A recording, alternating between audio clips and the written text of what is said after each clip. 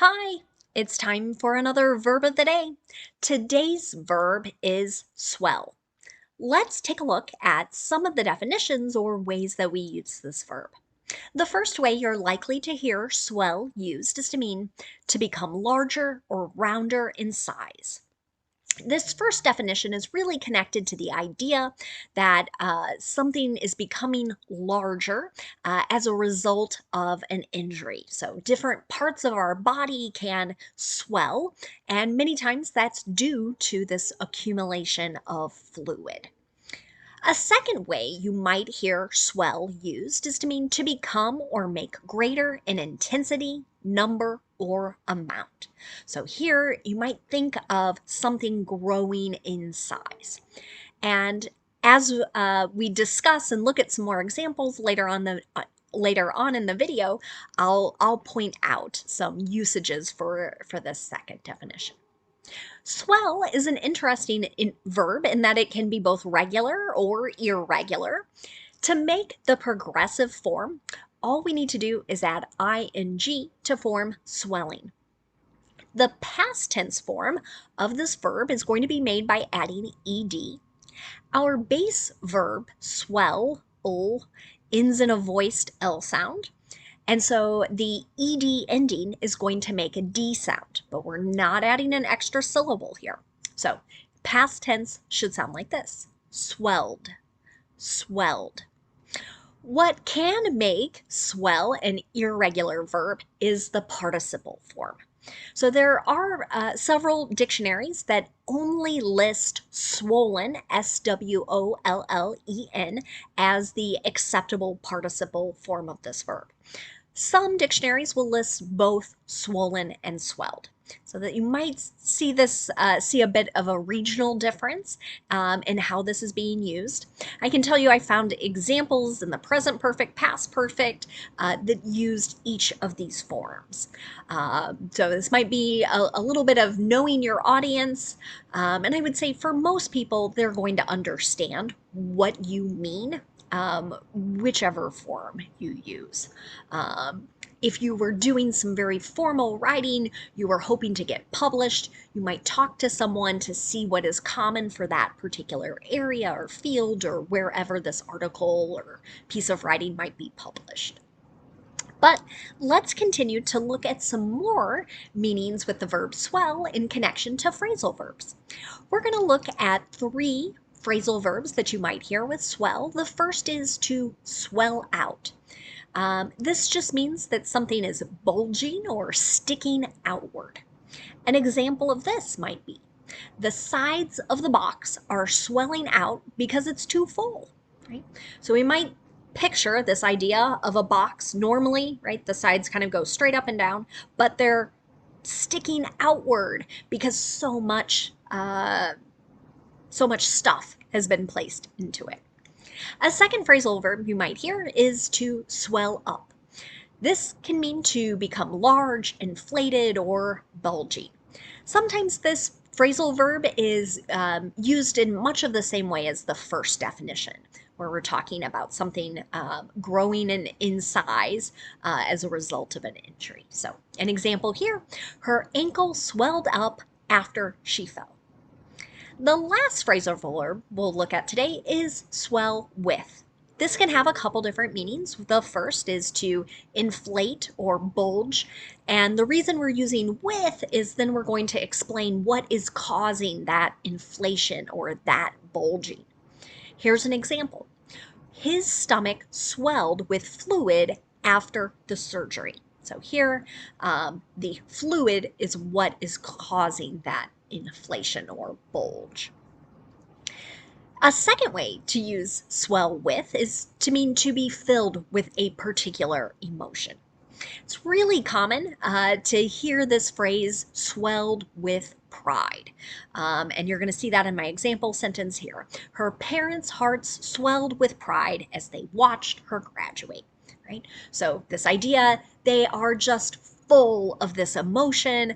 They're so happy and proud that their daughter is graduating. Let's continue using our verb of the day in a couple different verb tenses. Today we're going to practice the past perfect and the present progressive. You might know this as the present continuous. They mean the same thing. Let's start with the past perfect. To make this verb tense in the affirmative, we need two parts. I like to remember two P's, two parts. So we're going to use the past form of have, which is had, and then we're going to use that participle form of the verb. So an example here. By the time his neck had swollen, it looked like he was choking on a grapefruit. So I saw this, a sentence very close to this, and I thought that was a really interesting visual, a really great description. So we can imagine something really sticking out, something that looks like the size of a grapefruit. So you can see I have had, and then I'm using that irregular participle form swollen there. If I want to make a negative past perfect sentence, I'm going to use had not and then the participle form of the verb. Here, you might have some people use the contraction form, hadn't, and then the participle. That's fine, means the same thing. Another example. The athlete said his knee had not swollen during competition. Okay, so we know this didn't inflate or bulge. Finally, if you want to ask a yes or no question in the past perfect, we're going to start with had, then we'll have our subject, and then the participle form of the verb.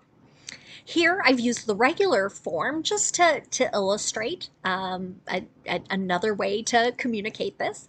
Had the fire swelled in size before the change in weather? So this particular sentence is connecting back to that second definition where we're talking about something increasing in size. Now let's take a look at the present progressive. We use the present progressive to talk about something that's happening now or something that's in progress. And again, we have two P's in the name here, present progressive. So that means we're going to need two parts in the affirmative. We're going to use a present form of be, so am, is, or are, and then we'll use that ing form of the verb. Here's another example. Omicron variant cases are swelling throughout the United States. So as I record this video in the first week of 2022, the cases are increasing dramatically in size. Now, if I want to make a negative present progressive sentence, again, I'm going to use a present form of be, then I'm going to use not, and then the ing form of the verb. Here's another example. Omicron variant cases aren't swelling in South Africa. So I feel a little jealous of the folks there who are now seeing a decrease in the number of cases.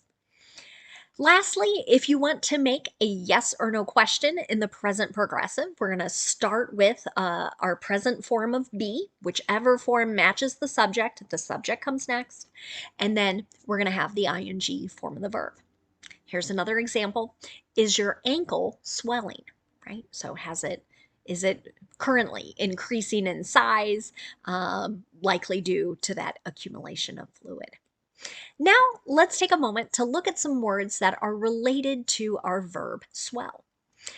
Swell, with the exact same spelling and the exact same pronunciation, can also be a noun. It can have a couple different meanings. The first might be a gradual increase, either in the sound or the amount or intensity of something.